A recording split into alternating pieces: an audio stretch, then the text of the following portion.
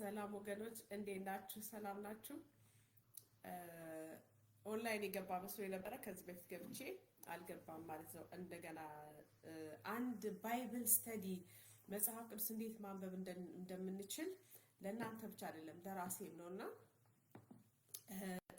ከዘፍጥረት እስከ ራዕይ መጽሐፎቹን አጭር ዳሰሳ እኔም ኮሜንታሪዎችን የራሴም የተማርኩትን እንደዚህ እያነበብን ብናይ ልጆቹ መጽሐፍ ቅዱስ ማንበብ ከበደኝ ላሉት ይጠቅማል፣ ለራሴም ይጠቅማል፣ ለራሳችን ለእያንዳንዳችን ይጠቅመናል። ስለዚህ እሱን እግዚአብሔር እስከፈቀደ ድረስ በቻልኩት ሰዓት ያው ስገባ አብረን ሼር እናደርጋለን። ያው ባይብል ስተዲ ስለሆነ ፕሮግራማችን ማለት ነው።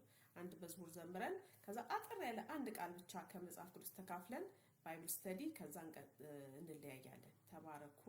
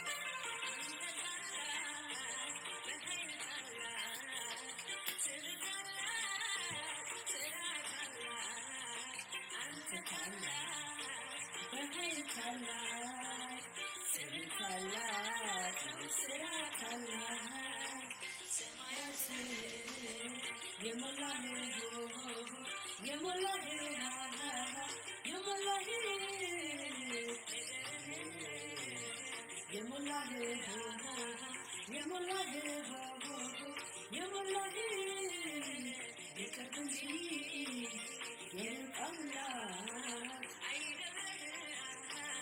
አይደለም አንተ ታላቅ በኃይል ታላቅ ስም ታላቅ ስራ ታላቅ አንተ ታላቅ አሜን ስም ታላቅ ስራ ታላቅ አሻቅቤ እግዚአብሔር አጠገቤ እነሆኝ የሚለኝ እሱ አለኝ የቅርብ አምላክ ነህ እንጂ የሩቅ አይደለህ ሰማይና ምድር የሞላህ ነህ እንጂ የሩቅ አይደለህ ሰማይና ምድር የሞላህ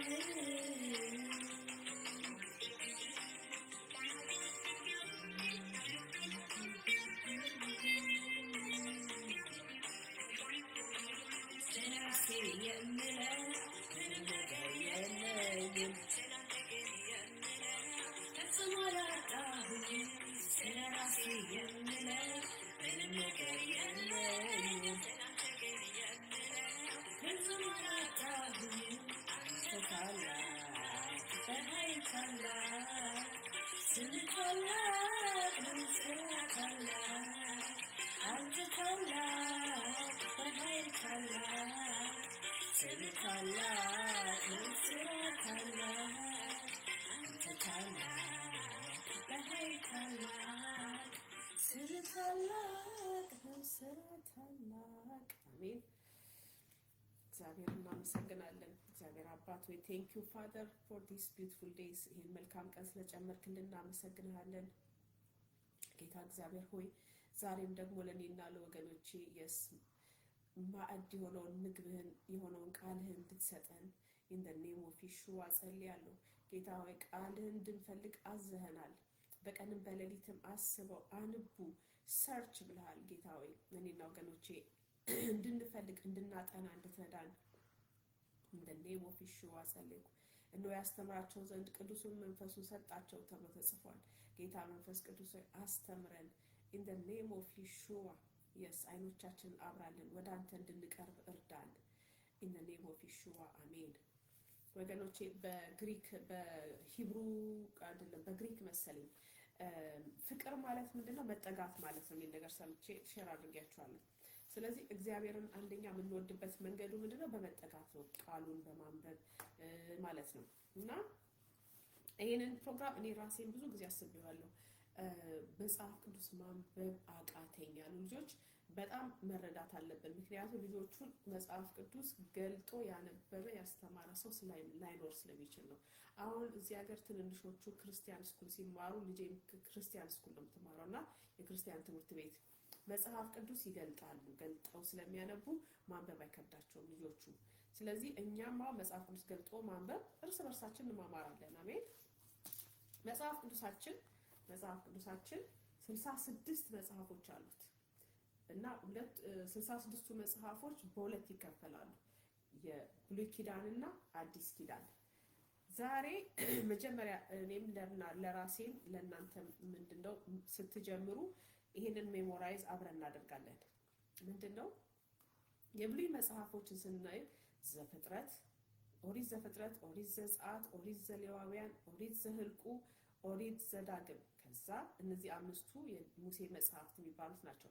ከዛ ደግሞ መጽሐፈ ኢያሱ ወልደ ነዌ፣ መጽሐፈ መሳፍንት፣ መጽሐፈ ሩት፣ መጽሐፈ ሳሙኤል ቀዳማዊ፣ መጽሐፈ ሳሙኤል ካልዕ፣ መጽሐፈ ነገሥት ቀዳማዊ፣ መጽሐፈ ነገሥት ካልዕ፣ ከዛ መጽሐፈ ዜና መዋዕል ቀዳማዊ፣ መጽሐፈ ዜና መዋዕል ካልዕ፣ መጽሐፈ ዕዝራ፣ መጽሐፈ ነህምያ፣ መጽሐፈ አስቴር፣ መጽሐፈ ኢዮብ፣ መዝሙረ ዳዊት፣ መጽሐፈ ምሳሌ፣ መጽሐፈ መክብብ፣ መኃልየ ዘሰሎሞን፣ ትንቢተ ኢሳይያስ፣ ትንቢተ ኤርምያስ፣ ሰቆቃወ ኤርምያስ፣ ትንቢተ ሕዝቅኤል፣ ትንቢተ ዳንኤል፣ ትንቢተ ሆሴዕ፣ ትንቢተ አሞጽ፣ ትንቢተ ሚክያስ፣ ትንቢተ ኢዩኤል፣ ትንቢተ አብድዩ፣ ትንቢተ ዮናስ፣ ትንቢተ ናሆም፣ ትንቢተ ዕንባቆም፣ ትንቢተ ሶፎንያስ፣ ትንቢተ ሐጌ፣ ትንቢተ ዘካርያስ፣ ትንቢተ ሚልክያስ።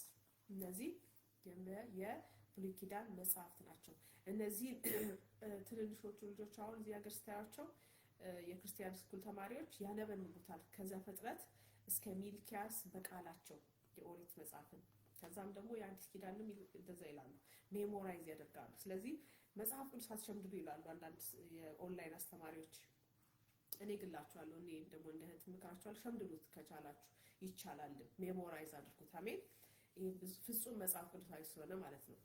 ከዛ ስንቀጥል ሁለተኛው የመጽሐፍ ቅዱሳችን ክፍል ምን ይባላል? የአዲስ ኪዳን ይባላል። ከዛም አዲስ ኪዳን ውስጥ ምን አለ? ማቴዎስ ወንጌል፣ ማርቆስ ወንጌል፣ ሉቃስ ወንጌል፣ ዮሐንስ ወንጌል፣ ሐዋርያት ሥራ። ከዛ ወደ ሮሜ ሰዎች የጳውሎስ መልእክት ይልና ወደ ሮሜ ሰዎች፣ ወደ ቆሮንቶስ ሰዎች 1፣ ወደ ቆሮንቶስ ሰዎች 2 ሁለተኛው ሜሴጅ ማለት ነው። ወደ ገላትያ ሰዎች፣ ወደ ኤፌሶን ሰዎች፣ ወደ ፊልጵስዩስ ሰዎች፣ ወደ ቆላሲያስ ሰዎች፣ ወደ ተሰሎንቄ ሰዎች፣ ወደ ተሰሎንቄ ሰዎች ሁለተኛ፣ አንደኛና ሁለተኛ። ከዛ ወደ ጢሞቴዎስ 1፣ ወደ ጢሞቴዎስ 2፣ ከዛ ወደ ቲቶ፣ ወደ ፊልሞና፣ ወደ ዕብራውያን። የጴጥሮስ መልእክት 1፣ የጴጥሮስ መልእክት 2፣ የዮሐንስ መልእክት 1፣ የዮሐንስ መልእክት 2፣ የዮሐንስ መልእክት 3። ከዛ የያዕቆብ መልእክት፣ የይሁዳ መልእክት፣ ዮሐንስ ራእይ። አሜን። ከዛ ፍጥረት እስከ ራእይ የሚባለው ይሄ ነው። ከዛ እነዚህ ሁሉ ጊዜ እንደዚህ አጫጭር ቪዲዮዎች ስንገባ አብረን ሜሞራይዝ እናደርጋለን በቃላችን። ከዛ ፍጥረት እስከ ሚልኪያስ፣ ከዛ ደግሞ ከማቴዎስ እስከ ራእይ እንሸመድደዋለን ማለት ነው። ፍጹም መጽሐፍ ቅዱሳዊ ነው ሜሞራይዝ ማድረግ። አሜን። ከዛ ዛሬ እንድናይ የምፈልገው ትንሽ ነገር ነው ማሳያችሁ። መጽሐፍ ቅዱስን ኢንትረስቲንግ ሆኖ እንድታነቡት የሚያደርግ ትንሽ ነው ጽፌያለሁ። ዘፍጥረት፣ የመጀመሪያው ዘፍጥረት እግዚአብሔር መጽሐፍ ቅዱስ ዘፍጥረት 50 ምዕራፎች አሉት። እንደዚህ ትገቡና ስትቆጥሯቸው የመጀመሪያው ዘፍጥረት መጽሐፍ ምን አለው? 50 ምዕራፎች አሉት። 50 ምዕራፎች አሉት። ይታቆሊ 50 ምዕራፎች አሉት። ከዛ 50 ምዕራፎች አሉት። አንድ እሱን ትይዛላችሁ። ሁለተኛ ደግሞ መጀመሪያ መጽሐፍ ቅዱስ ሲጀምር ምን ይላል? በመጀመሪያ እግዚአብሔር ሰማይና ምድርን ፈጠረ ይላል። በአማርኛው በእንግሊዝኛው እግዚአብሔር የሚለው ቃል ጋድ አንድ ፑላር አድርጎ ነው የሚናገረው። ግን ዘፍጥረት የኦልድ ቴስታመንት ወይ ደግሞ የብሉይ ኪዳን የተጻፈበት በሂብሩ ቋንቋ ሲጻፍ ምን ይላል መሰላችሁ? እግዚአብሔር ሰማይና ምድርን ፈጠረ የሚለውን በሂብሩ ቋንቋ ምንድነው የሚሉት? ጋድ የሚለው ኤሎሂም ብሎ ነው የሚጽፈው። ኤሎሂም ማለት ኢት ኢዝ ፕሉራል ወይ ደግሞ ከአንድ ቁጥር በላይ ነው እግዚአብሔር አድርጎ የሚናገረው። ያ ማለት ምንድነው? ስላሴዎችን እናያለን። አሜን። ስላሴዎች ብዙ ጊዜ ሲጠቅስ ሰምታችኋል። ወደፊት እንጠቅሳለሁ። ምክንያቱም ቤተክርስቲያን ማለት ስለ እግዚአብሔር ስም እግዚአብሔር የሚጠራበት ስላሴዎች የሚጠራበት ነው እንጂ ሌላ ነገር የሚጠራበት አይደለም። አሜን። ስለዚህ በመጀመሪያ እግዚአብሔር ሰማይና ምድር ፈጠረ የሚለው ላይ ራሱ የእግዚአብሔር አብ፣ እግዚአብሔር ወልድ፣ እግዚአብሔር መንፈስ ቅዱስ ሶስትነታቸውን እናያለን። በመጀመሪያ እግዚአብሔር ሰማይና ምድር ፈጠረ። በሂብሩ ቋንቋ ምን ይላል? ኤሎሂም። ኤሎሂም ማለት ምንድነው? እግዚአብሔር በፕሉራል ከአንድ ቁጥር በላይ ሶስት ሆኖ ሶስት አንድነታቸውን እዛ ላይ እናያለን። ከዛ ደግሞ ምን ላሳያችሁ? እግዚአብሔር ዘፍጥረት ላይ ስታነቡ ሌላ ጊዜ እግዚአብሔር ቢፈቅድ አንዳንድ ልጆችን ቢያስተምሩ ደስ ይለኛል። ይሄንን አውጥተው እግዚአብሔር እንዴት ሰማይና ምድር እንደፈጠረ ይሄንን እኔ አንድ ጊዜ ቪዲዮውን በደንብ አይቻለሁ። ማለት እግዚአብሔር ምንድነው እዚህ ጋር አልነበላችሁ ምድር ባዶ ነበረች ይላል። ሰማይና ምድርን መጀመሪያ እግዚአብሔር ፈጠረ። ከዛ ምድር ባዶ ነበረች ይላል። አንዳችም አልነበረባትም፣ ጨለማም በጥልቁ ላይ ነበረ። there was darkness ማለት ነው። ከዛ ደግሞ የእግዚአብሔር መንፈስ በውሃ ላይ ሰፎ ነበር ይላል። ከዛ እግዚአብሔር ብርሃን ይሁን አለ። እግዚአብሔር ብርሃን ሲል out of nothing ነው። እግዚአብሔር ብርሃን ሲል የሆነ ቦታ የነበረን ብርሃን ና አይደለም ያለው። ምንድነው ያለው? out of nothing ከምንም ነገር ከባዶ ነገር ነው ብርሃን ይሁን ሲል የሆነው። ጌታ ይባረክ። አሜን። ይሄንንም ያዙ። መጽሐፍ ቅዱስ ኢንትረስቲንግ ሆኖ እንድታነቡት ያደርጋል። ስለዚህ እግዚአብሔር ብርሃንን ሲፈጥር ምንድነው? out of nothing ካለምንም ካለመኖር ወደ መኖር እግዚአብሔር አመጣ ማለት ያ ነው። አሜን። እንጂ ብርሃን የሆነ ቦታ የነበረ ብርሃንና ብሎት አይደለም። አሜን። ብርሃን ይሁን አለ፣ ብርሃንም ሆነ። እግዚአብሔር ብርሃኑ መልካም እንደሆነ አየ፣ እግዚአብሔርም ብርሃንና ጨለማን ለየ ይላል። እግዚአብሔርም ብርሃኑን ቀን ብሎ ጠራው፣ ጨለማውንም ሌሊት አለው። ማታም ሆነ ጠዋትም ሆነ አንድ ቀን ይላል እግዚአብሔር። እዚህ ጋር ወገኖች ብዙዎቹ ልጆች ማንበብ አቃተኝ የሚሉ ልጆች ተማሪዎች ናቸው። ምን አድርጉ መሰላችሁ? እዚህ ጋር ዴይ ዋን አንደኛ ቀን ትላላችሁ። አንደኛ ቀን ላይ እግዚአብሔር ምን ሰራ? መጀመሪያ ቀን ላይ እግዚአብሔር የሰራው ምንድነው? ሰማይና ምድርን ፈጠረ። እቺኛዋ የመጀመሪያው የፍጥረት የመጀመሪያው ልደቱ ይሄን ይመስላል። አሜን። እግዚአብሔር ብርሃንን ምን አለ? ብርሃን ይሁን አለ። ብርሃንን ካለመኖር ወደ መኖር አመጣው እንጂ የሆነ ቦታ ላይ የነበረው ብርሃን አይደለም እግዚአብሔር የጠራው። አሜን። ያልነበረን ነገር ወደ መኖር አመጣ፣ ብርሃንን አመጣ። ከዛ ደግሞ ጨለማና ብርሃንን ምን አለ እግዚአብሔር? ለየ። ያ አንደኛ ቀን እንደዚህ ያላችሁ ታያላችሁ። ከዛም ደግሞ ይሄኛው ቪዲዮ ካገኘሁት ኤክስፕሌን አደርግላችኋለሁ እንዴት አድርጎ እግዚአብሔር ውኖችን እንደለየ። ምን ይላል መስላችሁ? ሁለተኛ ቀን ላይ እግዚአብሔር የፈጠረው እግዚአብሔር በውኖች መካከል ጠፈር ይሁን አለ። ሰማይ ማለት ነው። there was water ማለት ነው። ስታዩት ስታነቡ ምንድነው? ውሃ ነበር ማለት ነው። ውሃን ምን ይላል? በውኖች መካከል ጠፈር ይሁን አለ። በውሃና በውሃ መካከል ይክፈላል። there was ከላይም ውሃ ነበር፣ ከታችም ውሃ ነበረ፣ በመሃል ጠፈር ይሁን አለ ይላል። ይሄንን ሳሉት በጭንቅላታችሁ። ያን ቪዲዮ ካገኘሁት ሞር ኤክስፕሌን አደርግላችኋለሁ። ባይዘው ወገኖቼ ከምዕራፍ 1 ጀምሮ ዘፍጥረት እስከ ራእይ መጨረሻው ቻፕተር ድረስ ቨርስ ባይ ቨርስ እንትን ተብሏል። ምንድነው? ተገልጧል። ጌታ ገልጧል። አሜን። ያን ያህል ተገልጧል። እዚህ ጋር አንድ ነገር እንገራችሁና ጌታ ኢየሱስ ክርስቶስ ያለው ነው ነብይ ሳዱ ሲነግሩን ቨርስ ባይ ቨርስ ቁጥር በቁጥር ከመጀመሪያው ዘፍጥረት ጀምሮ እስከ ራእይ ድረስ ቨርስ ባይ ቨርስ ሜሞራይዝ የሚያደርግ ይሁን የሚያጠና ይሁን አይ ዶንት ኖ። ጌታ ኢየሱስ ክርስቶስ ራሱ አለ በቃ ትራንስሌትድ ይሆናል መሰለኝ ያለው ጌታ። ሞትንም ሳያይ ይመስለኛል እንደዚህ አይነት ሰው ቀጥታ ወደ ሄቨን ይጠራል። ምክንያቱም ለዚች ምድር እንደዚህ አይነት ሰው አያስፈልግም። ራሱ እንደዚህ አይነት ሰው የሚል ነገር ሰምቻለሁ። ጌታ ይፈቅዳል። በጣም ሹር ይሄን ነገር ድጋሚ እንድሰማው ሲያደርገኝ በደንብ የተረጋገጠውን ነገር አረጋግጬ እነግራችኋለሁ። ምን ልላችሁ ነው? ከዘፍጥረት እስከ ራእይ ድረስ እግዚአብሔር ቃል ተገልጧል። ስለዚህ ማንበብም እግዚአብሔር ሊያስተምረን ይወዳል። ይሄ ፕሮግራም የጀመርኩት ለዛ ነው። ስለዚህ እኛም ደግሞ ከዘፍጥረት እስከ ራእይ ቁጥር በቁጥር አትሊስት ቻፕተር ቡክ ባይ ቡክ መጽሐፉን በመጽሐፉን በኮሜንተሪም ከሌላም ጌታ የሚያስተማረኝን አንድ ላይ እያደረግን 66ቱን መጽሐፎች እናያቸዋለን።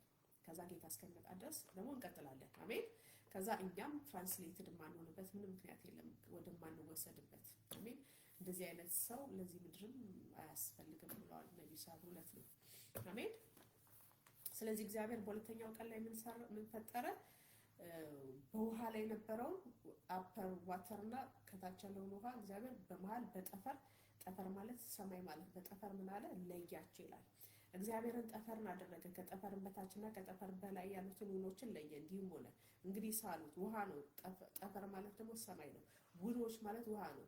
ስለዚህ it was water ማለት ነው። ከዛ እግዚአብሔርም ጠፈርን ሰማይ ብሎ ጠራው። ማታም ሆነ ጠዋት ሆነ ሁለተኛው ቀን እግዚአብሔር የሰራው ምንድነው? ጠፈር ማነው? ውኖችን ለየ፣ ውሃዎችን ለየ። ከዛ በመካከል ጠፈር ይሁን አለ። ያንን ሁለተኛ ቀን እግዚአብሔር ያንን ሰራ ይላል። ከዛ ደግሞ ሶስተኛ ዴይ 3 ሶስተኛው ቀን ላይ እግዚአብሔር ምን ሰራ?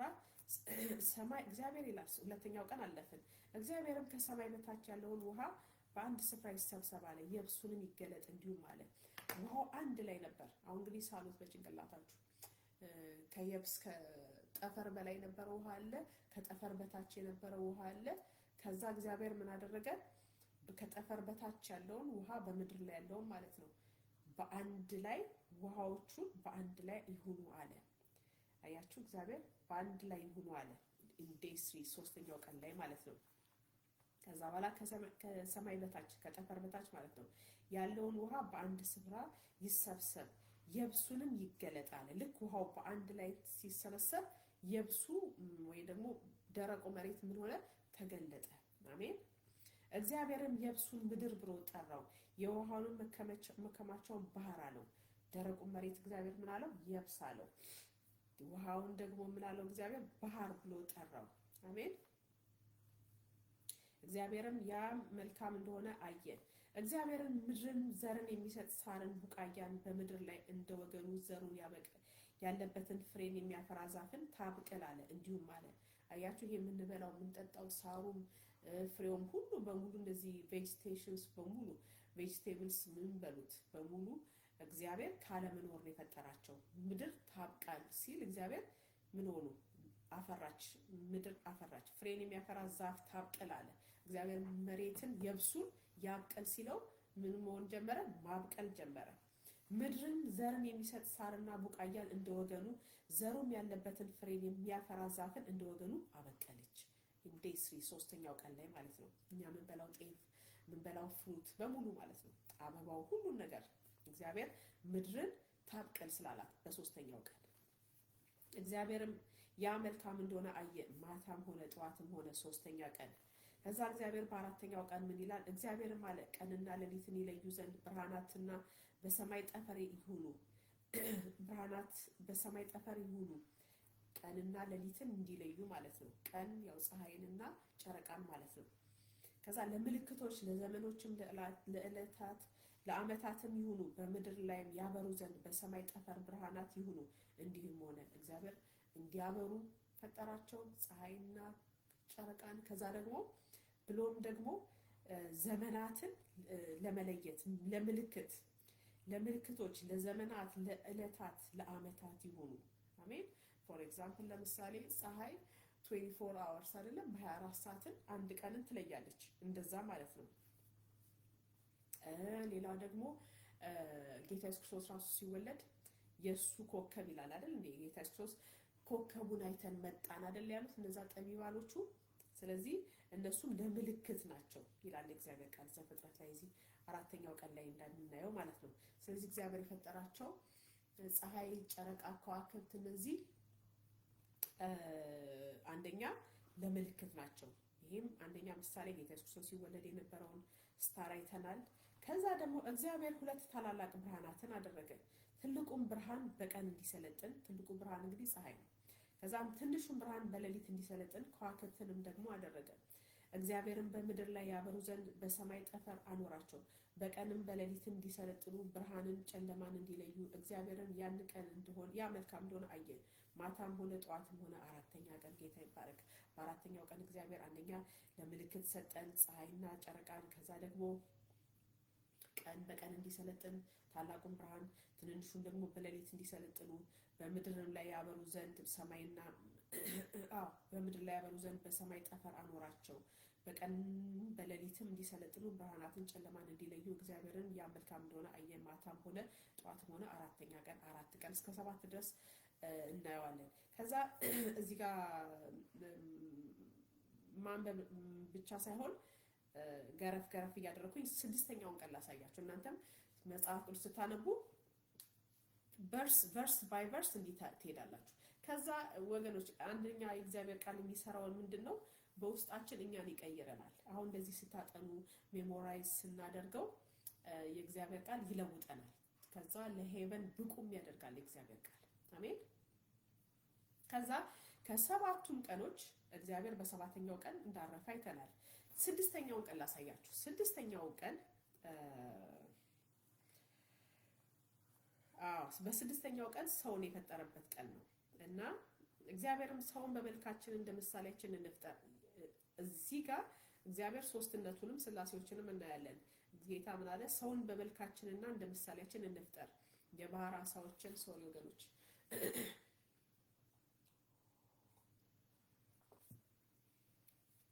መጽሐፍ ቅዱስን እንደዚህ እንድታነቡ ደፈር ብላችሁ ለዛ ነው የገባሁት። አሜን።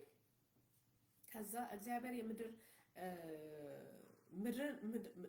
እግዚአብሔር ማለት ምድር ሕያዋን ፍጥረታትን እንደወገኑ እንስሳትንም ሶሪ ወገኖች 6ኛውን ቀን አሳያችሁ። እግዚአብሔርም ማለት ሰውን በመልካችን እንደ ምሳሌያችን እንፍጠር፣ የባህር አሳዎችን፣ የሰማይ ወፎችን፣ እንስሳትንና ምድርን ሁሉ በምድር ላይ የሚንቀሳቀሱትን ሁሉ ይግዙ። እግዚአብሔርም ሰውን በመልኩ ፈጠረ፣ በእግዚአብሔርም መልክ ፈጠረው፣ ወንድና ሴት አድርጎ ፈጠራቸው። እግዚአብሔርም ባረካቸው፣ እንዲህም አላቸው ብዙ ተባዙ፣ ምድርንም ሙሏት፣ ግዟትም፣ የባህርን አሳዎች፣ የሰማይ ወፎችን፣ በምድር ያሉትንም ሁሉ ግዟቸው ይልና ከዛ ደግሞ ይቀጥላል። እግዚአብሔርም አለ እነሆ መብል ይሆናቸው ዘንድ በምድር ፊት ሁሉ ላይ ዘሩ በእርሱ ያለውን ሐመልማል ሁሉ የዛፍን ፍሬ የሚያፈራውን ዘር ያለውን ዛፍ ሁሉ ሰጠዋችሁ። ለምድርም አራዊት ሁሉ፣ ለሰማይ ወፎችን ሁሉ፣ ሕያው ነፍስ ላላቸው ለምድር ተንቀሳቃሾች ሁሉ የሚበቅለውን ሐመልማል ሁሉ መብል ይሁንላችሁ። እንዲሁም ሆነ። እግዚአብሔርም ያደረገውን ሁሉ አየ፣ እነሆም እጅግ መልካም ነበረ። ማታም ሆነ ጠዋትም ሆነ ስድስተኛው ቀን። ወገኖች እዚህ ጋር ላሳያችሁ የፈለኩት አንደኛ ኤሎሂምን አይተናል። ኤሎሂም ምንድነው? እግዚአብሔር በፕሉራል እንደሚጠራ እግዚአብሔር ከአንድ በላይ ቁጥሩ ሶስትነታቸው ሶስት ሆኖ አንድ እኛ የምናምነው ማለት ነው። ያንን ዘፍጥረት 1 ላይ አይተናል። ከዛ ደግሞ ላስይዛችሁ የፈለኩት ሌላው ምንድነው? 6 በመጽሐፍ ቅዱስ ውስጥ ምን ይባላል? የሰው ቁጥር ይባላል። እና በስድስተኛው ቀን 6 የሰው ቁጥር የተባለው ለምንድነው? እግዚአብሔር ሰውን የሰራው በስድስተኛው ቀን ስለሆነ ማለት ነው። ስለዚህ ወገኖች እንደዚህ አድርጋችሁ እስከ ሰባተኛው ላይ እግዚአብሔር አረፈ ይላል፣ ሰንበት ማለት ነው። ከዛ አጠር እያደረግን 66ቱን መጽሐፎች እናያቸዋለን። ከዛ እዚህ ጋር ምንድነው ላሳያችሁ የፈለኩት ዘፍጥረት 50 ቻፕተሮች አሉት፣ 50 ምዕራፎች አሉት።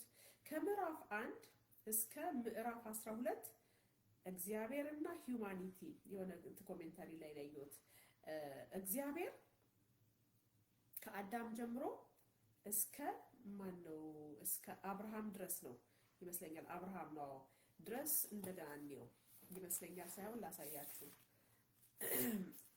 God and humanity ነው። አዎ እግዚአብሔር አምላክ ከፈጠራቸው ከሪሌሽንሺፑ ከሰው ልጆች ጋር በሙሉ የነበረውን ከዘፍጥረት 1 እስከ 12 ድረስ እናያለን። ከዘፍጥረት 12 እስከ 50 ድረስ ግን የታሪክ ማን ይሆናል? የአብርሃም የእግዚአብሔርና የአብርሃም ዘሮች አሜን፣ የእስራኤል ልጆች ታሪክ ይሆናል። አሜን። እዚህ ጋር ምንድነው የኛን አይወክለንም ወይ ብላችሁ እንዳታስቡ። ሁሉም ምንድነው የኖህም ታሪክ ስላለ የሰዎች ልጆች በሙሉ ኢንክሉድድ ነን። አሜን፣ እንጠቃለናለን። ስለዚህ ዘፍጥረትን በዚህ መልኩ እዩት። ከዛ ደግሞ ሌላ ኢንትረስቲንግ የሆነ ነገር እዚህ ጋር ባነብላችሁ መጽሐፉን ስለምትማሩ ልጆች ማለት ነው። አንድ ደስ የሚለኝ ክፍል አለ እዚህ ጋር። ምን ይላል መሰራችሁ? ዘፍጥረት 1:8 ላይ እግዚአብሔር አምላክን በምስራቅ በኤደን ገነት ተከለ። እዚህ ጋር ነብይ ሳዱ ሲያስረዱን ጌታ ይባርካቸው። የኤደን ገነት የእግዚአብሔር ሄቨን ገነት እንዳለ ጋርደን ብቻ አይደለም እኛ እንደምንስለው ማለት ነው። መጽሐፍ ቅዱስ አይነግረንም፣ የጋርደኑን ሳይዝ አይነግረንም፣ ምን ያህል ቦታ እንደያዘ ያ የአትክልት ቦታውን አይነግረንም። ግን ነብይ ሳዱ ሲናገሩ የተወሰነ ኮርነር ላይ ያለ የአትክልት ቦታ ነው እንጂ በሙሉ ሄቨን ዝም ብሎ ጋርደን ብቻ አይደለም። አሜን፣ ዝም ብሎ የአትክልት ቦታ ብቻ አይደለም። እግዚአብሔር አምላክን በምስራቅ በኤደን ገነትን ተከለ። በምንድነው? በኤደን ገነት በምስራቅ በኩል ራሱ ቦታውንም ይናገራል መጽሐፍ ቅዱስ። በኤደን ገነት ተከለ። የፈጠረውን ሰው ከዚያ አኖረው። ገነት እንግዲህ የምትባለው አንድ ኮርነር ነው ማለት ነው። ገነትን ተከለ፣ ከዛም ሰውን በዛ አኖረው። እግዚአብሔር አምላክም ለማየት ደስ የሚያሰኘውን ለመብላትም መልካም የሆነውን ዛፍ ሁሉ ከምድር አበቀለ። በገነትም መካከል የሕይወት ዛፍ መልካምና ክፉን የሚያስታውቀውን ዛፍ አበቀለ። ጉድ ኤንድ ኢቭል የሚያሳየው ማለት ነው። ወንዙንም ገነትን ያጠጣ ዘንድ ከኤደን ይወጣ ነበር። እዚች ጋር ባይብል ለምትማሩ ልጆች እኔ ኢንትረስቲንግ ሆነ ያገኘሁትን ልንገራችሁ። ወንዝም ገነትን ያጠጣ ዘንድ ከኤደን ይወጣ ነበር። ከኤደን ገነት ከዛ ከአትክልቱ ስፍራ ውሃ ይወጣ ነበር ይላል እግዚአብሔር ቃል። ወንዝ ገነትን ያጠጣ ዘንድ ከኤደን ይወጣ ነበር። ከኤደን ወጥቶ ገነትን ምን ያጠጣ ነበር? ወንዝም ገነትን ያጠጣ ዘንድ ከኤደን ይወጣ ነበር። ከዚያም ለ4 ክፍል ይከፈል ነበር። ያ ውሃው ለ4 ክፍል ይከፈላል። ሳሉት በጭንቅላታችሁ ወገኖች። እዛ ወንዝ ገነት ያጠጣ የአንደኛው ወንዝ ስም ፊሶን ነው። እርሱም ወርቅን የሚገኝበት የኤውላጥስን ምድር ይከባል። 4ቷን እንግዲህ ኔክስት ታይም ስንቀጥል አብረን እነዚህ ነገሮች ጠይቃቸዋለሁ። እኔንም ራሴንም ጠይቃለሁ። ከኤደን ገነት የሚፈሰው ወንዝ ለ4 ይከፈላል። አንደኛው ምንድነው? የአንደኛው ወንዝ ስም ምንድነው? ፊሶን። ከዛ ደግሞ እርሱም ያ ፊሶን ወርቅ የሚገኝበትን የኤውላጥስን ምድር ይከባል። አንደኛው ወንዝ ስም ፊሶን፣ የኤውላጠስ ምድር ይከባል። በዚያም ምድር ጥሩ ወርቅ ምድርም ወርቅ ጥሩ ነው። የዚያም ምድር ወርቅ ጥሩ ነው። ከዚያም ሉልና የከበረ ድንጋይ ይገኛል ይላል እግዚአብሔር ቃል። ከዚያ ሁለተኛው ወንዝ የኛ ሀገር ስም እዚህ ጋር ይመጣል። ጊዮን ነው ይላል። እርሱም የኢትዮጵያ ምድር ይከባል ይላል። እንግዲህ እኛም ሀገር አለችበት ማለት ነው። የኢትዮጵያ ምድር ይከባል። ከዛ የሶስተኛውን ወንዝ ስም ጤግሮስ ነው። እርሱም በአሶር ምስራቅ የሚሄድ ነው። አራተኛው ሶስተኛው ነው የጤግሮስ ነው። አንደኛው ኤውላጠስ ማነው? ሶሪ አንደኛው ፊሶን፣ ሁለተኛ ጊዮን፣ ሶስተኛው ወንዝ ስም ጤግሮስ እርሱም በአሶር ምስራቅ የሚሄድ ነው። የአራተኛው ደግሞ ኤፍራጥስ ጌታ ይባረክ። ከዛ የሁለተኛው ወንዝ ስም ጊዮን ነው። እርሱም የኢትዮጵያ ምድር ሁሉ ይከባል። የሶስተኛው ወንዝ ስም ጤግሮስ ነው። እርሱም በአሶር ምስራቅ የሚሄድ ነው። የአራተኛው ወንዝ ኤፍራጥስ ነው። እግዚአብሔር አምላክም ሰውን ወስዶ ያበጃት ይጠብቃትም ዘንድ በኤደን ገነት አኖረው። እግዚአብሔር አምላክም ሰውን እንዲህ ብሎ አዘዘው፣ ከገነት ዛፍ ሁሉ ትበላለህ፣ ነገር ግን መልካምና ክፉን የሚያስታውቀውን ዛፍ አትብላ፣ እርሱን በበላህ ቀን ትሞታለህና ይላል ጌታ። አሜን። ስለዚህ እነዚህን አራቱን ወንዞች ታነባላችሁ። ኢንትረስቲንግ ነው። እቺን ሜሞራይዝ አድርጓት። ከዛ ደግሞ እያለን እንቀጥላለን። ባይብል የሚነበበው እንደዛ ነው። ከዛ ደፈር እያለን 66ቱን መጽሐፎች ኮሜንታሪ እግዚአብሔር እንደፈቀደልን ጌታ ቢፈቅድ ነው የሚለው መጽሐፍ ቅዱስ 66ቱን ኮሜንታሪዎች እንደዚህ ይወጣል። አጫጭር ቪዲዮዎች እየሰራን ዳሰሳ እናደርጋለን። መጽሐፍ ቅዱሳችንን በዚህ ደፈር ብለን ማንበብ እንጀምራለን። አሜን። ተባረኩ ወገኖች። እነዚህ እንግዲህ አሁን ምን ያዝን? አንደኛ ሜሞራይዝ እናደርጋለን 66ቱን መጽሐፍ ዘፍጥረት፣ ዘጸአት፣ ዘሌዋውያን፣ ዘሁልቁ፣ ዘዳግም፣ ኢያሱ፣ መሳፍንት፣ ሩት፣ ሳሙኤል ቀዳማዊ፣ ሳሙኤል ካልዕ፣ ቀዳማዊ ነገስት፣ ነገስት ቀዳማዊ፣ ነገስት ካልዕ፣ ዜና ቀዳማዊ፣ ዜና ካልዕ እያልን እንሄዳለን። ዕዝራ፣ ነህምያ፣ አስቴር፣ ኢዮብ፣ ዳዊት፣ ምሳሌ፣ መክብብ፣ መኃልየ፣ ሰለሞን፣ ኢሳያስ፣ ኤርሚያስ፣ ሰቆቃዊ ኤርሚያስ፣ ሕዝቅኤል፣ ዳንኤል፣ ሆሴ፣ አሞዝ፣ ሚልኪያስ፣ ኢዩኤል፣ አብድዩ፣ ዮናስ፣ ናሆም፣ ዕንባቆም፣ ሶፎንያስ፣ ሐጌ፣ ዘካርያስ፣ ሚልኪያስ። እነዚህን በቃላችን መያዝ አለብን። አሜን። ከዛ ደግሞ ማቴዎስ፣ ማርቆስ፣ ሉቃስ፣ ዮሐንስ ሐዋርያት። ከዛ ደግሞ ሉቃስ፣ ዮሐንስ ሐዋርያት ስራ። እንደ ልጆቹ ነው ማሳያቸው ወገኖች፣ እነ ልጅ የሚማሩትን ማለት ነው። አሜን። እንደዚህ አድርገን ሜሞራይዝ እናደርጋለን። ከዛ ሮሜ፣ ቆሮንቶስ አንደኛ፣ ቆሮንቶስ ሁለተኛ፣ ከዛ ገላትያ፣ ኤፌሶን፣ ፊልጵስዩስ፣ ቆላስይስ፣ ተሰሎንቄ 1፣ ተሰሎንቄ 2፣ ጢሞቴዎስ 1፣ ጢሞቴዎስ 2፣ ቲቶ፣ ፊልሞና፣ ዕብራውያን፣ አንደኛ ጴጥሮስ፣ ሁለተኛ ጴጥሮስ፣ አንደኛ ዮሐንስ፣ ሁለተኛ ዮሐንስ፣ ሶስተኛ ዮሐንስ፣ ያዕቆብ፣ ይሁዳ፣ ዮሐንስ፣ ራእይ። አሜን። እንደዚህ አንድ ተማረን እያልን 66ቱን መጽሐፍ እንማራለን። ጀስት ባይብል ስተዲ ራፍሊ ከላይ 66ቱን መጽሐፎች እንዳሰሳቸዋለን። አሜን። ይሄንን አስቤያለሁ፣ ለራሴም ነው። አሜን። ተባረኩ። ሎርድ ኢዝ ካሚንግ ሱን። እንደዚህ ብለን መጽሐፍ ቅዱሳችንን እየዳሰስን ሜሞራይዝ እናደርጋለን የተወሰነ ሰዓት። ተባረኩ። እኔም ጉዳይ ያለኝ ሃቭ አ ጉድ ዴይ። ጌታ ይመጣል። ሃሌሉያ። ማራናታ። ጌታ ኢየሱስ ክርስቶስ ሆይና ለመምጣት አዘጋጀን። ኢን ዘ ኔም ኦፍ ኢየሱስ። አሜን። ባይ ወገኖች ተባረኩ። ባይ